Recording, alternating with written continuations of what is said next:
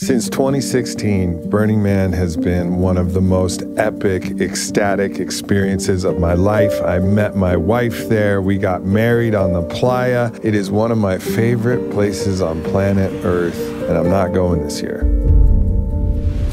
There's quite a few reasons that I made that decision. The first reason is that we're entering a new time and a new era that I've never felt in my body before. And it's a time in which all of our actions really matter more than they ever have. We're facing global existential threats and crises that require our attention. And while I value the possibility of possibility that Burning Man offers, it's a place where you can shed all of your normal bounds, all of your normal limitations, and live in radical, timeless freedom, where you just have a bicycle, no rules, and the freedom to explore whatever you desire. And that's really valuable compared to the rest of the values of my life. I'm not seeing the value of doing that this year. In addition to that, I started to see some things at Burning Man that started to concern me a little bit. As I've seen it evolve since 2016, there's been some trends that have been, to me, frankly, a little bit disturbing. One of which was the politics of the large players that are on the playa, where this used to have this feeling of everybody just throws an experience and it's all kind of coordinated based on people's desires, and there's not a lot of politicking and rules. Last year's Burning Man, there was issues with the politics between the main brands of the art cars that were there and then the new brands that were coming up, which very much mimic the win-lose dynamics of the corporate world that we see that we're trying to evolve. And I started to notice, from knowing some of the car owners and talking about what's happening out there, that we're starting to see some of the things that Burning Man used to stand against. I mean, the very nature of the man, the world's largest effigy that's being burnt, represented some of these competitive win-lose metric dynamics, which have led us into some of the difficult positions that we're in now in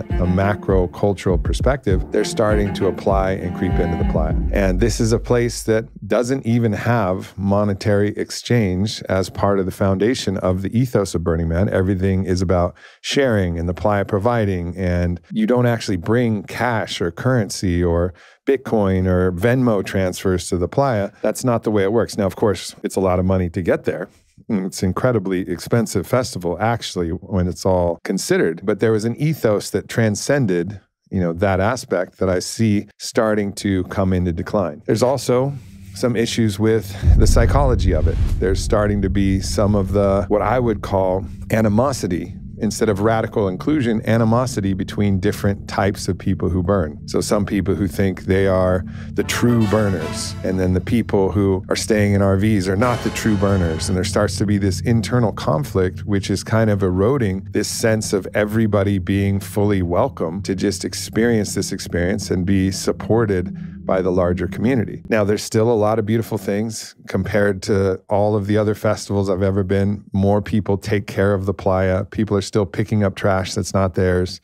There's still a lot of beauty in the ethos of Burning Man, but I'm starting to see different trends that perhaps this festival is in the decline stages. Just like any kingdom can reach its zenith and then start to step into decline, it may take a return of value, a return of, a revivification.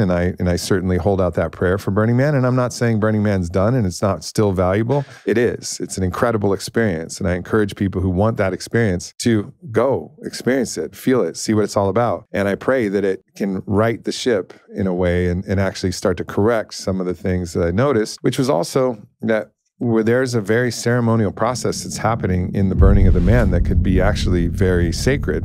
But actually that's where people's real shadow starts to come out. Everybody's jostling for position behind a line, and people are being rude to each other and not really paying attention to the ceremonial aspects and what's possible to actually come together in that moment. It's actually the most divisive and chaotic time at the burn. Fortunately, during the temple burn, there is a lot of community, and it's like the world's biggest despacho, if you're familiar with that term and that technology, which is letting go of those things that you might be holding on to, those griefs and those tragedies and those losses. And people do have a great amount of reverence and respect for the temple burn still, which I'm very grateful to see. But nonetheless, I think that I'm getting the feeling, and so is my wife, Ilana, who also loves Burning Man, and also my best friends, Caitlin and Kyle and Eric. We've all decided to step back this year, and hopefully we hear amazing reports about how absolutely beautiful it was, because festivals are so important.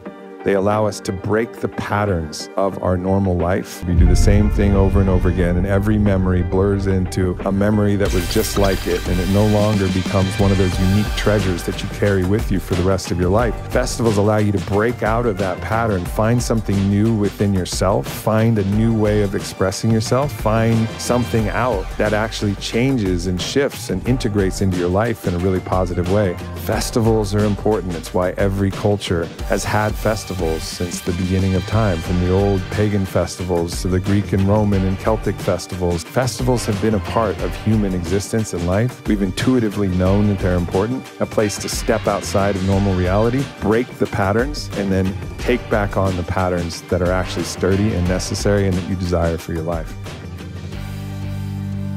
My hope in sharing this message is that Burning Man can continue to be the radically transformative experience, and that all of the pressure and all of the stress of growing the organization and all of the turbulence in the world doesn't impact that core ethos that makes Burning Man so special. That this spirit can revivify and continue to thrive, so that this becomes a destination that's a landing place for all journeyers who want to experience what a more beautiful reality could look like, that we can all continue to land whenever we feel called on the playa into this alternate reality, into a sample of what that more beautiful world really feels like in our hearts. So for anybody going to Burning Man, I hope you have the best fucking time, and I look forward to seeing you sometime in the future.